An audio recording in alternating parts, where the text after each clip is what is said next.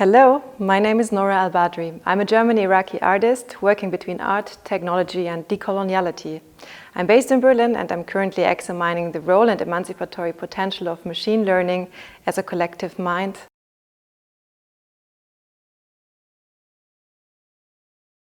I think this is a tough one because as a child I didn't really think about choosing a profession or anything like it. I really enjoyed the freedom, and probably this is why I became an artist much later. If you grew up in poverty, the choices are not really clear and it's really hard to follow through with any kind of wishes. I had all the jobs in my life, from being cleaner, cashier, in bars, selling bikes, beds, being a journalist, or even working in development aid. But as a child, I was already fascinated by the earliest computers for sure, and I got my hands on all the hardware that I could and read about it, and of course did my fairly amount of gaming. It just never occurred to me to study neither computer science nor art.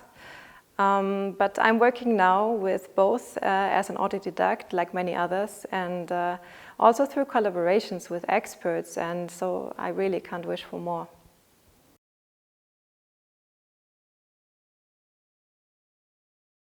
I'm working around topics of the virtual museum without walls, actually. So our museums, and generally speaking our institutions, walls in the global north, are mainly made out of bricks from cemented imperial ideas, filled with a conservative canon that does not tell mainly one story. It's usually the story of universalism and exoticism, the story of the other. So for example, through leaking and hacking our collections, like with the other Nefertiti, thousands of people around the world could actually use the dataset, remix it, create with it, relate to it. And most importantly, through a 3D print of Nefertiti, the bust was exhibited for the first time in Cairo. And this is where I understand generating techno-heritage as a way of practice of resistance, of taking back and repossess cultural data and all their narratives. It is a means of laying one's hand on those looted and dispersed data sets that are floating around and create a new form as virtual knowledge. I'm working on a speculative archaeology that embraces diversity, insecurities, allows voices for the subaltern to enter the cosmos. And using, for example, machine learning as an artistic tool gives me the freedom to create my own worlds, basing my work on ancestral knowledge that is everywhere, but that I can now use to train an AI with. And I can train the AI with a visual language of a time and era, for example, as Babylon, or I can activate inanimate artifacts as a chatbot, let them speak for themselves.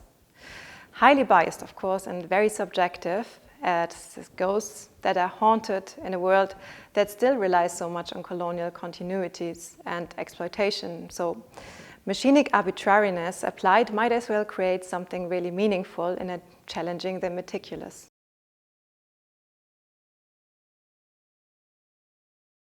I'm trying to subvert shortcomings and biases of our technologies into something new, something decolonial. So the use of computing is helping us to understand cultural material in new ways, and namely through their data, and combining it with archaeology and heritage, not seeing this as historical or ancient, but as art itself and part of living cultures, gives us new insight and allows new narratives. Problems such as the AI as a black box, that means we can't trace back from where the input or training data sets come from, or even how the AI does do all the processes. But those AI black box systems, for example, they can be reversed into advantages where claims on data sets from the global north can't be no longer made. Me, as well as many other researchers, are aware of the problem that the vast majority of training data sets comes from the global north, and thus creates different problems like visual hegemonies or biases and, of course, racism. So this is why I, for example, use in Babylonian vision only data sets from the region in and around Iraq. And all the problems with the poorly trained AIs can in other cases be turned really into advantages. Basically, any AI generally that is trained by thousands of people is more inclusive and more of a collective mind than a single curator inside a museum who usually gets to write all the texts about the objects. So now with machine vision also, we can dream and generate new realities for places such as Babylon as a form of collective world making.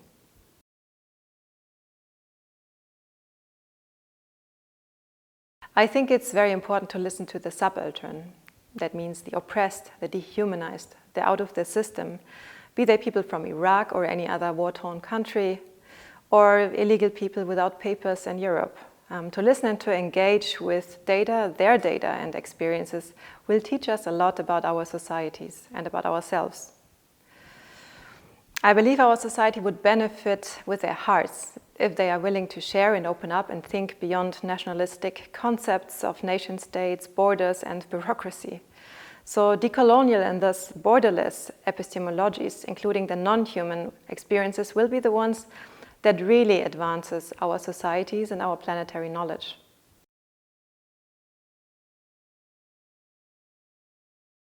For example, in my latest work, Babylonian Vision and Neuronal Ancestral Sculpture series, I am concerned more with the meaning of the images rather than the images itself. But the moment when we see and we feel them. And this is what Ibn Arabi, the Sufi scholar, also was talking about when he said, a meaning that God creates in the eye according to what the viewer intends to see of visible things.